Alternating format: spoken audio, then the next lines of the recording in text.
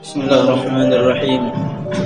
Assalamualaikum warahmatullahi wabarakatuh.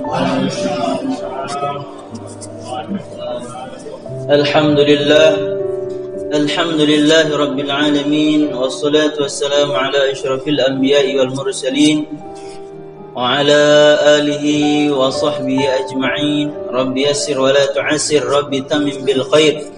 Ya Fattah ya Alim, iftah lana futuhal arifin, la hawla wa la quwwata illa billahil aliyyil azim. Subhanaka la ilma lana illa ma 'allamtana, innaka antal alimul hakim. Allahumma inna na'udzubika an nusyrika bika syai'an na'lamuhu wa nastaghfiruka lima la na'lamuhu, anta ta'lamu ya Allah ya Rahman ya Rahim ya Wadud ya Allah. Alhamdulillah. Bapak Ibu hadirin, orang tuaku sekalian, jamaah Musalla Al-Muhajirin yang dirahmati oleh Allah Subhanahu wa taala. Puji syukur kepada Allah Subhanahu wa taala yang telah memberikan kesempatan kepada kita untuk senantiasa istiqamah dalam menjalankan aktivitas ibadah kita di setiap waktunya, khususnya di subuh hari ini, subuh pagi ini. Kita diberi kesempatan oleh Allah Subhanahu wa taala untuk bangun lebih awal. Ada yang bangun barangkali dari jam 12 malam tadi udah bangun qiyamul lail, insyaallah ya. Ada yang sudah bangun jam 3 atau jam 2, ada yang sudah bangun jam 4 tadi. Alhamdulillah ala kulli hal. Ini adalah sebuah nikmat yang agung yang Allah berikan kepada kita, diberikan kesempatan untuk beribadah, bermunajat kepada Allah Subhanahu wa taala. Apalagi yang sempat salat tahajud tadi malam, ya, ini adalah nikmat yang tidak diberikan oleh Allah Subhanahu wa taala kepada ahli maksiat, atau hanya diberikan kepada Allah, kepada hambanya Allah Subhanahu wa taala yang diinginkan oleh Allah Subhanahu wa taala untuk menjadi orang yang lebih baik. Karena Allah itu tidak akan mau mendengar munajah, rintihan doa-doa setiap hambanya di sepertiga malam itu, kecuali hamba yang ingin mendekatkan dirinya kepada Allah, atau hamba yang diinginkan oleh Allah Subhanahu wa taala untuk mendekatkan diri kepadanya. Maka ulama menyebutkan daripada bagian atau salah satu cara supaya kita mudah bangun malam adalah dengan menghindari perbuatan dosa di siangnya. Kalau siangnya jauh dari dosa, insyaallah malamnya akan dimudahkan oleh Allah Subhanahu wa taala untuk bangun munajat. Karena apa? Karena di sepertiga malam itu Allah mudahkan doa-doa diijabah. Ya. Di antara lain adalah dengan niat juga. Tentunya sebelum tidur kita niatkan untuk bangun kembali untuk bermunajat kepada Allah Subhanahu wa taala. Alhamdulillah kita pagi ini minimal ya, dimudahkan oleh Allah Subhanahu wa taala untuk melangkahkan kaki, ya, melambaikan tangan menuju rumah Allah Subhanahu wa taala. Dan insyaallah ini adalah salah satu cara Allah untuk mengangkat derajat kita di sisinya. Amin ya rabbal alamin. Sesuai dengan sabdanya Nabi Muhammad sallallahu alaihi wasallam, yarfa'u darajah bi thalathah. Diangkatnya derajat seseorang itu dengan 3. Yang pertama, intizarus shalah ba'da shalah. Senantiasa menanti-nanti waktu salat setelah dia salat. Ya. Sudah salat zuhur, dia nunggu kapanlah salat asar lagi datang. Ditunggu-tunggu. Walaupun dia nunggunya sambil aktivitas biasa, tetapi dia senantiasa nunggu. Bukan malah datang salat zuhur, zuhur pula, baru tadi asar, baru tadi maghrib pula, baru nyampe rumah istirahat. Ya. Dengar azan dia merasa ya Allah. Tapi alhamdulillah masih bisa ngelangkain kaki. Nah, yang diangkat derajatnya oleh Allah Subhanahu wa taala itu orang yang senantiasa nunggu waktu ke waktu. Tidak sabar lagi ingin sholat. InsyaAllah kita ini adalah dalam rangka menunggu waktu sholat yang akan datang daripada sholat sunnah Salat sunnah isyraq ya, salat sunnah isyraq. Ya, sudah salat subuh kita nunggu waktu salat isyraq. Nunggu waktu salat duha pula, nunggu waktu salat zuhur. Nah, insyaallah ini yang orang-orang yang kayak gini insyaallah diangkat derajatnya oleh Allah Subhanahu wa taala. Kemudian yang kedua, kathratul khata ilal masjid. Orang yang diangkat derajatnya oleh Allah Subhanahu wa taala itu orang yang memperbanyak langkah kakinya ke masjid. Ya, artinya pertama sering ke masjid. Ya. Alhamdulillah kalau bisa istiqomah terus setiap waktu sholat ke masjid. Ya. Karena kita sama-sama mengetahui bahwa sholat jamaah itu afdal dan lebih afdal daripada sholat sendiri dengan 27 derajat. Ya, dengan 27 derajat. Ya, ada dulu kisah orang ini ahlul jamaah ya, istiqomah dalam berjamaah. Satu malam dia waktu mau sholat isya datang tamu. Ya, padahal memuliakan tamu itu juga lebih afdal. Juga yang dianjurkan oleh Nabi Muhammad SAW. Nah, udah masuk waktu isya, tamu ini juga nggak pulang-pulang, nak diusir nggak enak juga. Ya, akhirnya dia melewatkan waktu sholat isyanya dengan berjamaah. Akhirnya dia sholat sendiri. Pulang tamu baru sholat, habis sholat capek kerja langsung tidur. Dalam tidurnya dia mimpi pacu kuda, ya, lomba kuda. Akhirnya makin dipukul kuda, makin dipacu, makin dia ketinggalan. Ya, makin dipacu makin ketinggalan. Akhirnya bangun dari tidurnya, siangnya nanya kepada ahlul hikmah ya, pada ulama pada zaman itu. Apa hikmah dari mimpinya itu? Nah, ini ulama nanya, apa kebiasaan atau ibadah yang kau biasakan kau tinggalkan? Katanya kebetulan semalam diceritakan semuanya. Nah, itulah makna dari mimpi antum. Tinggal jamaah membuat antum tinggal dari rombongan untuk menjadi juara dalam pacu kuda itu. Andai kan antum ikut jamaah, insyaallah bakal sanggup untuk mengejar. Maka pertama ini mimpi, ini cerita setidaknya menggambarkan kepada kita bahwa kalau mau bertamu itu lihat waktu. Jangan di waktu sholat, di awal waktu maksudnya. Waktu udah mau waktu isya, waktunya enggak bertamu dulu. Waktu sholat zuhur, waktu sholat macam. Kain dari itu. Ini yang pertama ya. Jadi memperbanyak melangkahkan kaki, artinya istiqomah dalam sholat berjamaah. Yang kedua, dengan makna kita tuh disunnahkan untuk setiap pergi dan pulang dari masjid ya, untuk melalui jalan yang berbeda. Kalau bisa ya. Kalau tidak bisa apa boleh buat ya. Jalan sikok itulah. Misal ada yang jamaah dari sana, perginya dari sana, pulangnya balik muter sih. Termasuk sunnah. Soalnya Pak Rahmat perginya di jalan sini depan rumah PRT, baliknya depan ruko sana muter. Nah, misalnya itu. Ini termasuk sunnah. Kata. Ya,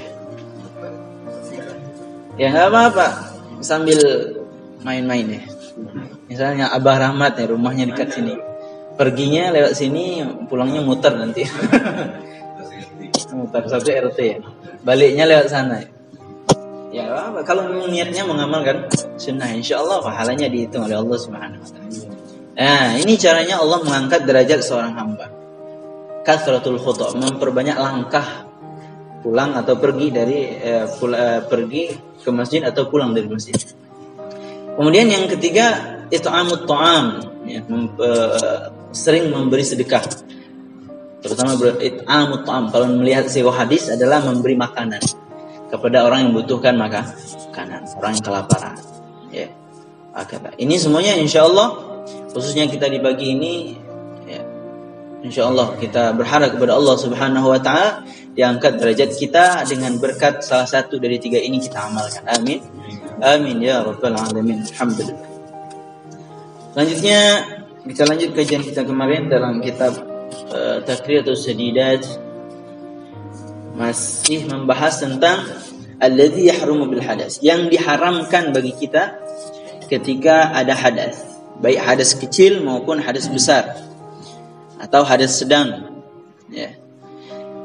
Kemarin disebutkan yang diharamkan bil hadas, karena hadas atau karena junub atau karena haid, itu ada 4. Yang pertama salat, diharamkan salat sunnah ataupun fardu, atau yang semisal salat, sujud tilawah, sujud syukur, khutbah Jumat, salat jenazah, itu diharamkan bagi orang yang hadas. Kemudian kedua, tawaf juga diharamkan, baik tawaf wajib maupun tawaf sunnah. Kemudian juga diharamkan mashul mushaf, memegang mushaf, wa hamlul mushaf, dan membawa mushaf. Ya, kemarin ada rincian. Ya. Kalau megang mushaf itu dikecualikan, ya, boleh karena darurat. Misalnya karena Quran itu mau terbakar, atau ada Quran jatuh, misalnya takut keinjak sama orang rame lewat di situ, kita ambil untuk memuliakan Al-Quran, boleh enggak? Dalam kondisi darurat. Tapi dalam kondisi normal enggak boleh, haram. Nah, kemarin juga boleh membawa, banyak catatan kemarin ya, anak kecil yang ingin belajar Al-Quran. Menurut sebagian pendapat tidak mesti untuk belajar, dan tidak boleh juga menyentuh kulit atau sampul dari Al-Quran kecuali sudah terlepas dari Al-Quran. Ya. Dan juga haram memegang Al-Quran menurut sebagian pendapat jika digabung dengan kitab yang lain. Misalnya dalam satu kitab ini dijilid, ada kitab fikih sebagian, ada kitab Al-Quran sebagian, dijilid dalam satu buku. Nah, dalam sebagian pendapat, antara Ibnu Hajar mengatakan haram, ya, megang semuanya. Tapi menurut Imam Ramli, megang bagian Al-Qurannya aja yang haram. Wah, gitu. Itu kemarin ya. Dan kalau Al-Qur'annya bentuk tafsir Al-Qur'an, ya. Jadi ada Al-Qur'an, tulisan Al-Qur'an, ada tafsirnya atau terjemahannya. Maka diukur banyakkan mana? Banyakkan huruf Al-Qur'an atau huruf tafsir atau huruf selain Al-Qur'an. Kalau yang banyak adalah huruf Al-Qur'an, maka tidak boleh kita pegang, tidak boleh kita sentuh tanpa dalam keadaan hadas ataupun haid ataupun nifas, dan termasuk janabah atau junub. Oke. Dan tidak boleh juga, dan boleh menunjuk Al-Quran, ya, seperti penunjuk kemarin. Oke. Dan haram juga hukumnya menyentuh kotak Al-Quran yang di dalamnya memang ada Al-Quran. Kalau tidak ada Al-Quran di dalamnya, cuma kotaknya aja nggak apa-apa. Oke. Ini ngulangin yang kemarin ya. Barangkali udah lupa. Ini khususnya semua adalah pendapatnya Imam Syafi'i. Ya. Tapi dalam satu kondisi ulama itu cenderung mengajak kita memakai pendapat Imam Maliki pada kondisi tertentu, pada keadaan tertentu. Misalnya untuk belajar Al-Quran. Ya, jadi baca, kalau megang nggak boleh memang ya, megang nggak boleh.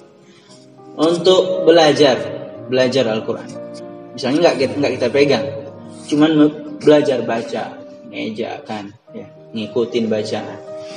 Dalam mazhab Syafi'i nggak boleh memang. Nah, kita dianjurkan pakai Imam Maliki ketika itu, ya, supaya bisa tetap belajar.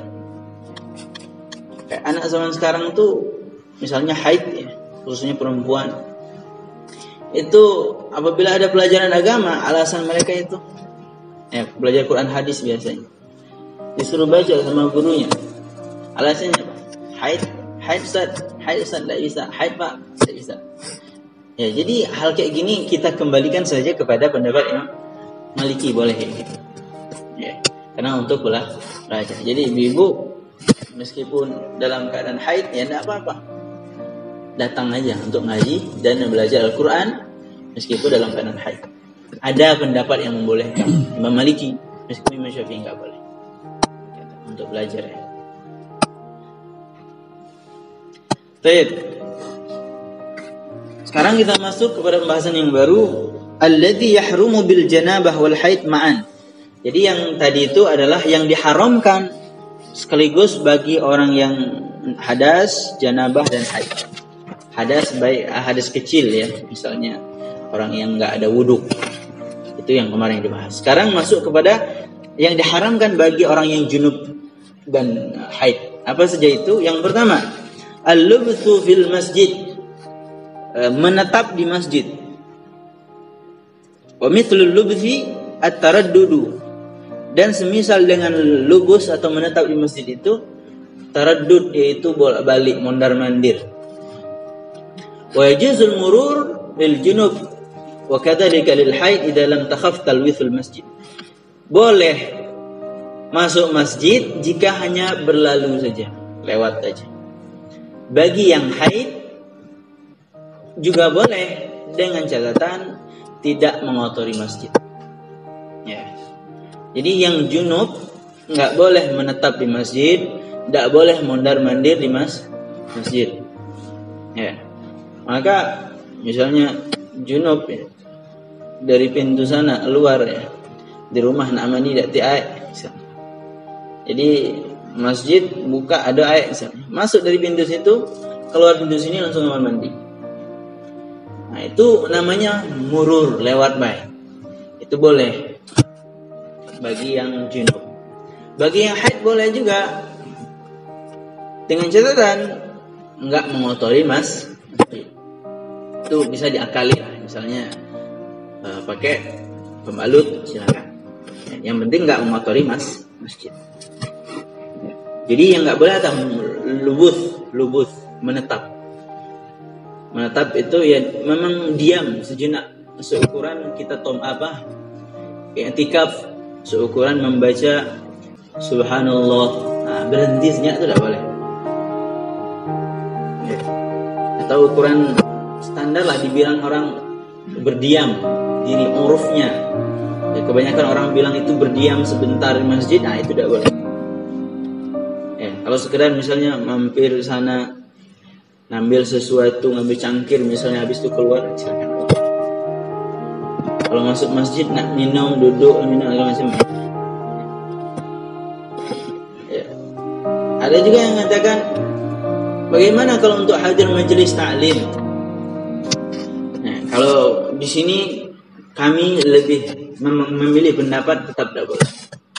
Meskipun ada pendapat yang mengatakan boleh memang. Itu lebih cenderung kepada kalau dalam kondisi darurat boleh, silakan. Misalnya di luar hujan, ya dah hujan angin pula misalnya. Nak berteduh tempat kita depan kadang angin masuk, air masuk juga. Tetap di luar, takut kedinginan apa segala macam. Apalagi ada yang mengancam, ada yang membahayakan. Maka silakan masuk masjid, masuk musola. Misalnya ibu-ibu lagi perjalanan, nunggu suaminya, lagi sholat, ibu-ibu lagi haid. Ya, maka kalau di luar takut apa segala macam, diganggu, di apa segala macam, silakan masuk aja. Ya, masuk aja nggak apa-apa. Ini dalam kondisi takut, ya, darurat diperbolehkan. Tapi kalau dalam kondisi normal nggak boleh. Jadi termasuk tadi menghadiri majelis ta'lim yang nggak boleh. kecuali dia nggak ada ilmu sama sekali untuk menghadapi masalah haidnya itu, dan kebetulan di masjid itu masjid taklim khusus membicarakan tentang haid, ya silahkan. Kalau masih bisa di luar, ya silahkan di luar. Ya, silahkan di luar. Dengan aja di rumah, silahkan. Ya, tapi kalau sudah nggak bisa di luar dengan darurat tadi, maka silahkan masuk. Ya. Nah, jadi lugu sudah boleh. Taraddud, bolak-balik, mondar-mandir, sana sini dia. Meskipun dia tidak berhenti, itu nggak boleh juga, haram. Jadi yang boleh itu cuma murur, lewat, dan ya itu saja yang boleh. Selain itu tidak boleh menatap dan bolak-balik. Kemudian yang kedua, haram juga bagi yang janabah, bagi yang junub, ya, maupun haid, yaitu qiraatul Quran bi qasdil qiraah. Diharamkan membaca Al-Quran dengan niat membaca. Ya, dengan niat kita memang niat baca Quran, itu tidak boleh. Ya. Cuman ada kondisinya boleh. Bagaimana tuh? Pertama, kalau kita niat baca Quran saja itu tidak boleh, tetap ya, tidak boleh, haram baca Quran. Bagi yang haid, bagi yang nifas. Meskipun dia tidak megang, baca baik. Alhamdulillahirabbil, niat memang niat membaca Al-Quran. Alhamdulillahirabbil alamin, meskipun segitu. Atau bismillahirrahmanirrahim, memang niat baca Quran, tapi kan bismillah ayat Quran dalam menurut Syafi'iynya. Tetapi kalau dia niat bukan membaca Al-Quran, maka tidak haram. Dia ngomong alhamdulillah, habis minum alhamdulillah, ini kan lafaz Al-Quran ya. Dia tidak niat baca Quran, atau niatnya cuma istishfa, misalnya untuk mendapatkan kesembuhan, sebagaimana tibun nabawi ya, obat ala nabi, antaranya ruqyah misalnya. Dia meruqyah diri sendiri, minta kesembuhan misalnya, tapi niatnya bukan untuk baca Al-Quran. Kemudian tahassun, menjaga diri, misalnya tidur ya, doa, amalan kita ketika tidur itu apa? Di antaranya baca kulhu, trikul ya, kulhu, qul a'udzu birabbil falaq, qul a'udzu birabbin nas, ayat kursi. Nah, di antaranya itu disebutkan dalam azkar kitabnya Imam Nawawi. Habis dibaca itu kita tiupkan ke telapak tangan kita, usap dari ujung kepala sampai ujung kaki. Ini hadisnya sahih. Insyaallah kita dijaga dari gangguan jin, gangguan iblis, dan insyaallah nanti bangunnya pun mudah. Ya. Nah, kalau tahassun, ini namanya tahassun, itu boleh. Ya, niatnya bukan untuk baca Quran. Ini kita baca lafal ini, surah-surah ini adalah untuk tahassun, menjaga diri, atau tabarruk, ngambil berkah. Misalnya ila hadratin Nabi Mustafa Muhammad sallallahu alaihi wasallam, ya, ngambil berkah. Kita tawassul kepada ulama, kepada Nabi Muhammad SAW dengan membaca suratul Fatihah. Ini ngambil berkah, boleh. Ya. Jadi yang nggak boleh hanya niat membaca Al-Quran, itu nggak boleh. Atau niat kedua-duanya nggak boleh juga. Niat menjaga diri dan juga niat baca Quran, itu nggak boleh. Lebih mending nggak ada niat sama sekali.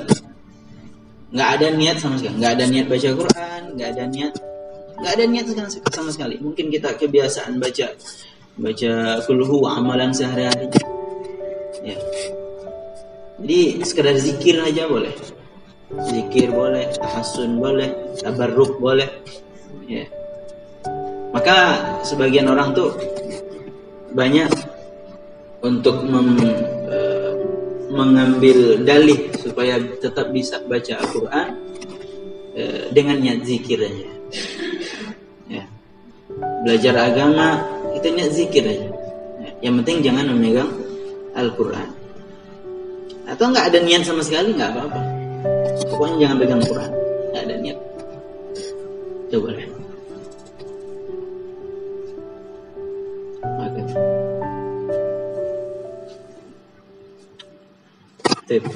Termasuk kita berdoa, ya, berdoa. Doa kita kan kadang-kadang banyak dari Al-Quran. Ya. Rabbana atina fid dunya hasanah wa fil akhirati hasanah wa qina adzabannar. Itu doa. Persis dengan Al-Quran tuh. Dalam surah Al-Baqarah, ya, minhum man yaqulu rabbana atina fid dunya wa ma lahu fil akhirati min khalaq. Kemudian wa minhum man yaqulu rabbana atina fid dunya hasanah wa fil akhirati hasanah wa qina adzabannar. Sebagian orang tuh berdoa rabbana atina fid dunya hasanah. Doanya seperti itu aja. Wa ma lahu fil akhirati min khalaq. Mereka enggak kebagian akhiratnya enggak kebagian. Dan sebagian mereka berdoa wa minhum may yaqulu rabbana, lengkap sampai akhir, sampai bagian dunia, bagian akhirat, dan dijauhkan dari azab neraka. Nah, kita doa gitu dengan lafal Al-Quran, enggak apa-apa. Ya. Ini banyak ya doa-doa kita yang diambil dari Al-Quran. Bahkan kadang orang ngambil doa dari Al-Quran diubah pula bentuknya. Itu boleh ya. Dalam ilmu balaghah disebut tarwiyah. Bukan tarwiyah puasa, tarwiyah ya. Atau disebut dengan isti'arah. Isti'arah itu meminjam bahasa Al-Quran untuk digunakan sebagai doa, sebagai syair, sebagai ungkapan sehari-hari. Kita bahasa Arab ya, bingung nak jawab apa misalnya. Orang Arab nanya, ila aina anta? Ilal masjidil haram, minal masjidil haram, ilal masjidil aqsa alladhi. Pakai ayat itu. Itu enggak apa-apa. Ya. Jadi pas lagi umroh, lagi haji. Min aina anta? Nah, kebetulan pula kan. Dari Masjid Haram nak ke Palestina lagi. Jadi baca subhanalladzi asra bi 'abdihi lailan minal masjidil haram ilal masjidil aqsa. Oh, nak ke Masjid Aqsa. Boleh. Niatnya apa? Ya, sekedar isti'arah aja, minjam bahasa. Ini tidak niat baca Al-Quran, itu boleh. Meskipun kita dalam keadaan haid atau junub. Ya. Selanjutnya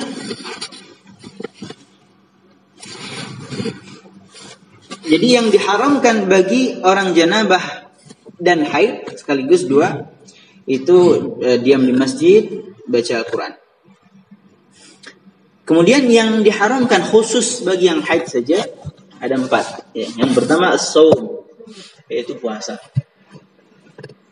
Fa idza inqata'a ad-damu halalah as-shaum walau qabla al-ghusl. Maka jika terputus darah haidnya, udah tidak haid lagi, maka halal atau boleh dia berpuasa meskipun belum mandi. Ya, belum mandi untuk menghilangkan hadas besar. Jadi ibu-ibu,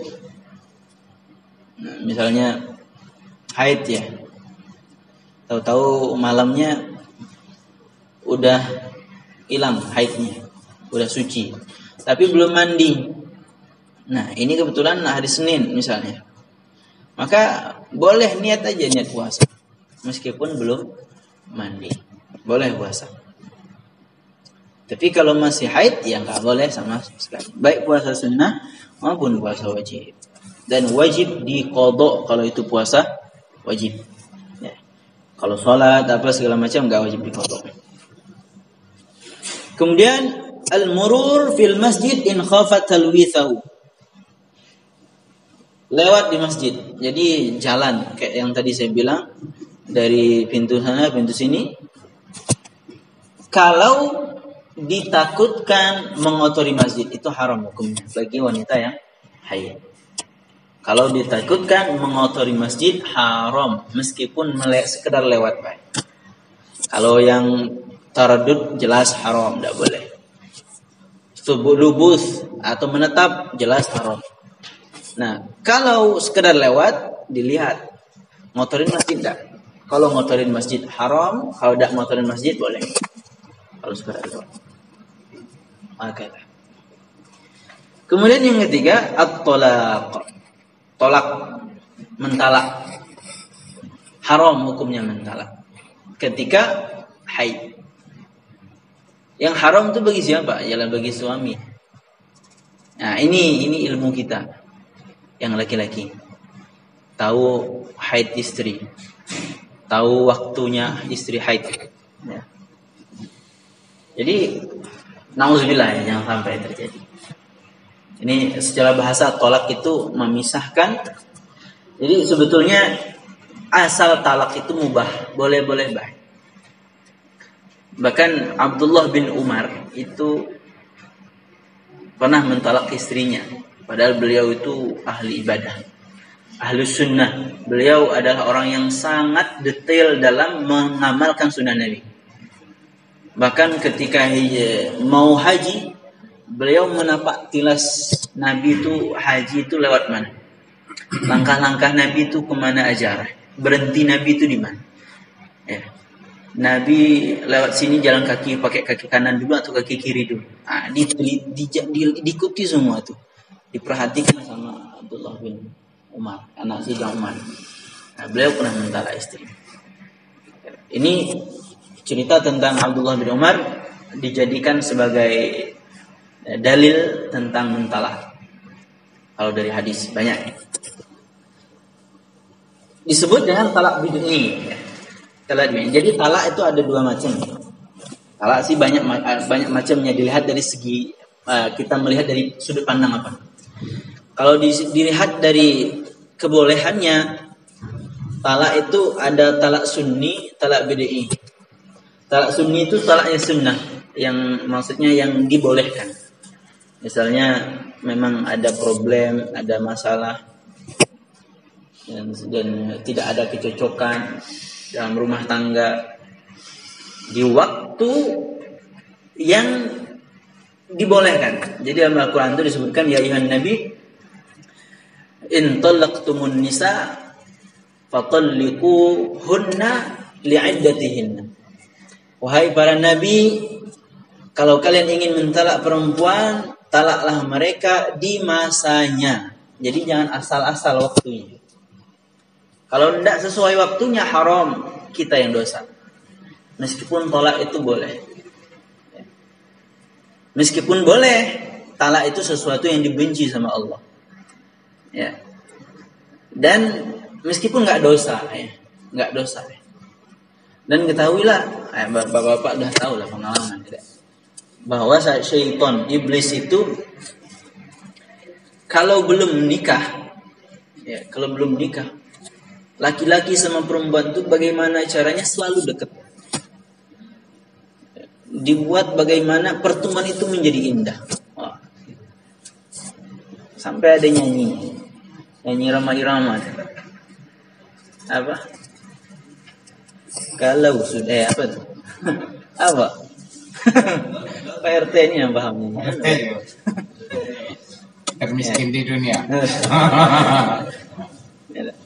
Ada banyak nyanyi sampai apa? Kalau berada di sisimu terasa sahdu. Nah, apa itu? Bukankah ini yang namanya cinta? Apa ya? Ramai-ramai nyanyiannya Wahab. Jadi dibumbui sama iblis. Ya, jadi supaya yang belum halal ikatannya dibuat mudah, indah ketika bertemu. Tapi kalau sudah nikah, bagaimana ketika mereka bertemu itu berantem baik. Yang paling mereka cari adalah perceraian di antara suami istri. Wa ya'dzubillah min dzalik. Kecuali ada sesuatu yang memang dianjurkan untuk cerai, bercerai, silakan. Ya, ada kondisi. Ini sunnah tolak sunni. Apa tadi? Jadi ada masanya.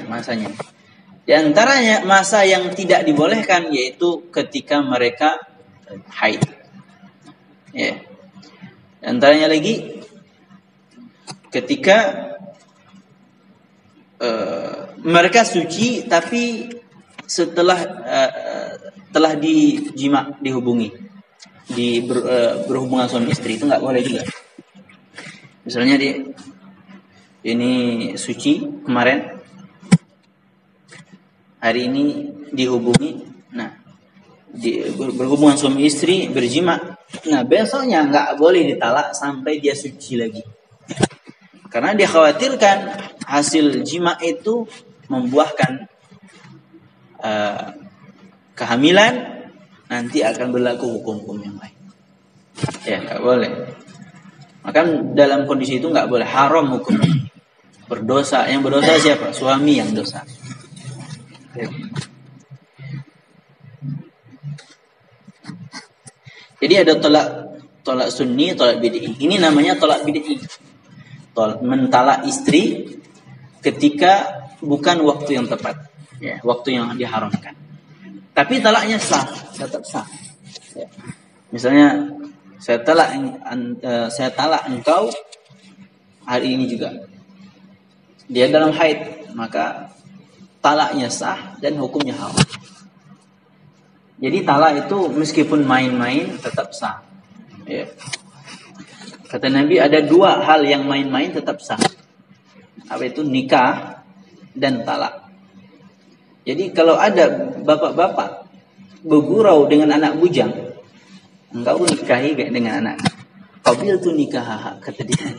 Seterima nikahnya ya sah. Ya, seterima nikahnya sah. Asal ada ijab dan kabul meskipun main-main. Ya. Banyak ada beberapa syaratnya.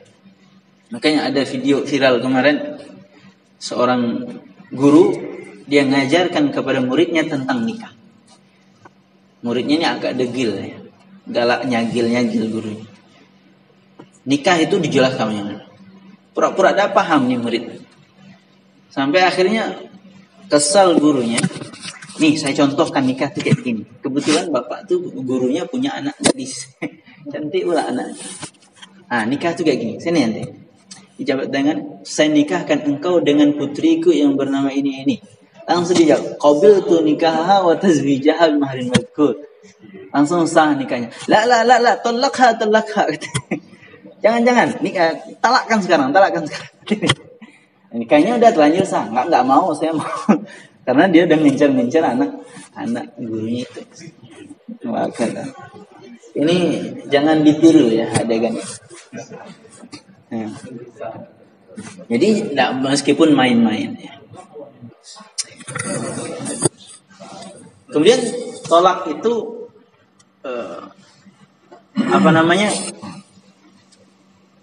juga sah.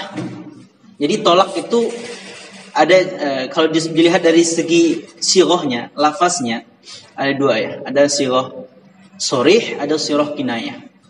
Sorih itu jelas. Saya jatuhkan kepadamu talak 1. Saya jatuhkan kepadamu talak 2. Saya jatuhkan talakmu 3. Harus berurut ya.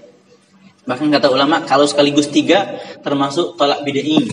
Talak yang diharamkan tapi sah. Haram hukumnya jatuh talak 3 langsung ya. Harus berurut-urut. Nah, jadi kalau sikok boleh. Apa tadi? Jadi harus satu-satu. Apa tadi bahasanya? Nah, pokoknya talak itu. Lupa kebanyakan cabang. Kalau talak mah banyak bahasanya. Jadi jangan main-main intinya. Jadi haram hukumnya mentalak perempuan yang dalam keadaan haid dan dalam keadaan sudah dijima atau mentalak sekaligus 3 itu haram hukumnya. Ya. Jadi sighah talak tadi. Sighah talak itu ada kala sore jelas saya talak engkau dengan bahasa yang jelas misalnya. Talak engkau salah 1 itu jelas. Itu tidak butuh niat meskipun main-main, meskipun gurau-gurau. Ya. Asalkan tidak dipaksa. Tidak ada pemaksaan, itu tetap sah. Ya. Ya. Tapi kalau talak kinayah itu sindiran atau dengan bahasa kinayah, bahasa majaz. Misalnya, pulanglah engkau ke rumah orang tuamu. Ini kan butuh penafsiran, beberapa penafsiran. Ada kala maksudnya itu dia nyuruh baliklah ke rumah orang tuamu bentar, aku nak pergi. Nah, itu artinya kan bukan talak. Tapi kadang bermakna talak. Jadi mentalak wanita dengan bahasa kinayah tergantung dengan niat suaminya. Apa niat kau bang? Niat aku untuk mentalaknya. Ya sah talaknya. Kata. Ya. Tapi baliklah kau ke rumah orang tua kau. Lah, kok nggak gitu bang? Salah ada apa tidak? Aku nak pergi ya. Oh ngomong. Dia lah khawatirin. Musir. Tidak, maksudnya bukan talak itu. Kata. Ada juga namanya tolak raj'i, ada tolak ba'i. Tolak raj'i itu tolak yang langsung bisa dirujuk. Ya. Artinya mentalak perempuan yang belum jatuh masa iddahnya langsung dirujuk. Ya, masa iddah itu kayak mana? Misalnya perempuan kalau ditinggal kalau ditalak semasa normal ya, itu 3 kali haid. Nah, sebelum 3 kali haid dia sudah merujukkan, itu namanya talak rujuk. Masih bisa dirujuk intinya. Ada talak ba'i. Talak ba'i itu 2, talak ba'i sughra, talak ba'i kubra. Yang sughra itu talak yang sudah habis masa rujuk, masa iddahnya. Dia harus nikah dengan sigat yang baru, dengan saksi lagi, dengan mahar lagi. Dan talak ba'i kubra itu orang yang talak 3-nya udah jatuh. Maka dia nggak bisa lagi nikah sama istrinya kecuali dinikahkan lagi dengan laki-laki yang lain yang sudah melakukan hubungan suami istri yang lain dan bercerai dengan cara wajar, bukan direncana. Ya, ada ulama mengatakan boleh muhalil direncanakan. Ya, tapi dalam mazhab Syafi'i yang kuat nggak boleh. Ya, direncanakan nggak boleh. Jadi memang dia nikah wajar, nikah karena kepengen nikah dia. Sudah berhubungan apa segala macam, cerai ya baru boleh suaminya. Itu namanya tolak Tolak ba'i kubra ya. Maka ada beberapa jenis talak dilihat dari segi sudut pandang apa. Jadi intinya diharamkan tolak bagi wanita yang haid atau yang suci tetapi sudah dijima, itu diharamkan. Kecuali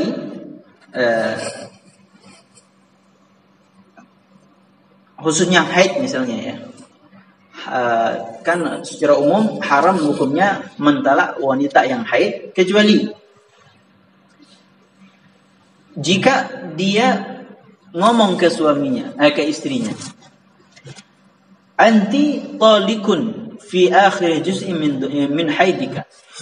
Engkau saya talak di akhir haidmu. Atau engkau jatuh talak di masa selesai haidmu. Ya, artinya dia nggak mentalak sekarang, cuma ngucapin bahasa. Ini sedang haid, 3 hari lagi insya Allah selesai haidnya. Dia ngomong sekarang, setelah selesai haidmu, talakmu gugur. Nah itu boleh. Artinya dia tidak mentalak di masa haid. Kenapa diharamkan mentalak di masa haid? Karena memperpanjang masa iddahnya. Memperpanjang masa iddahnya. Dalam Al-Quran disebutkan itu termasuk perbuatan yang zalim. Tak boleh. Ini kalau termasuk tolak idhofah atau tolak mudhaf. Tolak yang menyandarkan kepada waktu. Ada tolak ta'liq, tolak yang digantung. Misalnya kalau kau nggak suka jengkol ya. Kalau kau masak jengkol jatuh talak kau. Nah, sempat dia masak jengkol, istrinya jatuh talak. Ya. Ya, atau sejenisnya. Talak jengkol. Atau misalnya suaminya lagi ribut sama saudara laki-lakinya. Lalu macam-macam masalah. Kau tidak boleh main ke rumah kakak kau itu. Kalau kau main ke situ, jatuh talak. Sempat istrinya melanggar main ke rumah itu, jatuh talak. Tapi selama dia tidak main, tidak jatuh talak. Itu talak yang digantung. Jadi ada talak idhofah, itu yang disandarkan kepada hari. Contohnya tadi, kalau misalnya datang bulan Ramadan, jatuh talak kau. Nah, Jadi sebelum datang bulan Ramadan, talaknya tidak jatuh-jatuh. Nak ngapa-ngapain boleh. Tapi sudah masuk bulan Ramadan, dah jatuh talaknya. Nah, jadi boleh mentalak istri dalam keadaan haid dengan catatan ngomongnya aja waktu itu. Tapi talaknya tidak jatuh waktu itu. Ya. Dan disandarkan kepada hari tertentu, waktu tertentu. Boleh.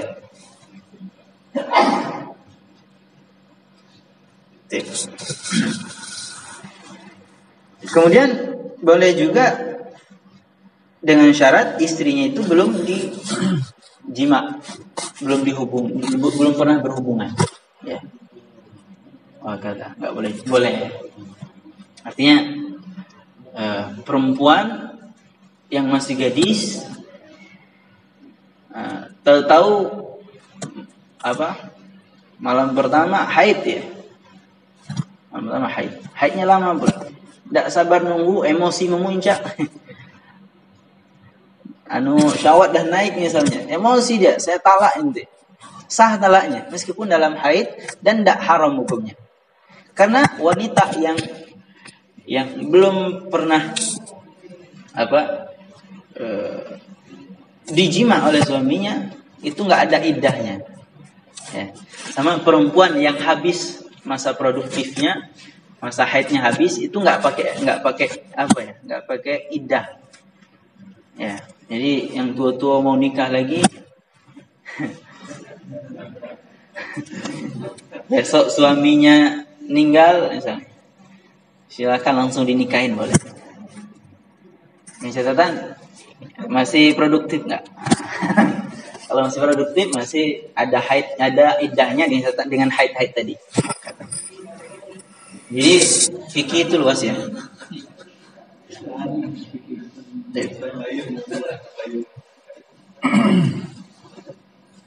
Makanya, nah itu secara umum. Kemudian haram juga, jadi haram mentalak wanita yang haid, wanita yang suci yang sudah dijima. Kemudian diharamkan juga istimta wal mubasyarah baina as-surah wal qubah. Berhubungan suami istri. Simpelnya itu ya. Mengambil kenikmatan di antara pusar dan lutut perempuan, ya. Artinya diharamkan jima. Maka dibolehkan katanya. Wa yajizu inda Ramli. Boleh menurut Imam Ramli bagi istri al-mubasyarah baina surah zauj memuaskan, ya, mohon maaf ya bahasanya agak vulgar, memuaskan suaminya meskipun dia dalam keadaan haid, asalkan di luar tempat itu, ya. Jadi mohon maaf ya bahasanya agak ini. Jadi onani seorang istri mengeluarkan mani suaminya dengan tangan istrinya itu boleh, ya. Tapi kalau suami mengeluarkan sendiri dengan tangannya itu haram. Jadi ibu-ibu kalau lagi haid harus pintar-pintar, ya, memuaskan suaminya, harus kreatif, ya. Nggak mesti dengan tempat itu aja, boleh dengan cara lain, ya. Supaya bapak tuh nggak nyari yang lain, gitu. Ya, harus pintar-pintar. Coba bayangkan kalau ibu-ibu yang haidnya sampai 15 hari, nggak pusing kepala bapak tuh. Jadi harus tahu cari celah. Nah itu.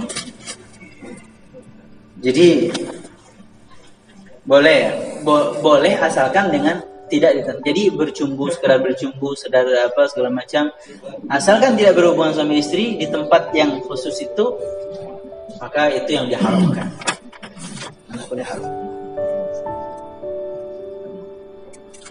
Itu yang berhubungan dengan yang diharamkan bagi yang haid, ya. Intinya ada 4 tadi. menetap di masjid, muru di masjid meski kalau dikhawatirkan kotor. Yang kedua talak, yang ketiga saum, yang keempat istimta, ya, berhubungan suami istri. Bainas surah wa rukbah, bahasanya itu bainas surah wa rukbah, di antara pusar dan lutut, enggak boleh. Allah alam bisawab. Insyaallah minggu depan kita masuk kitabus shalah, pembahasan tentang salat.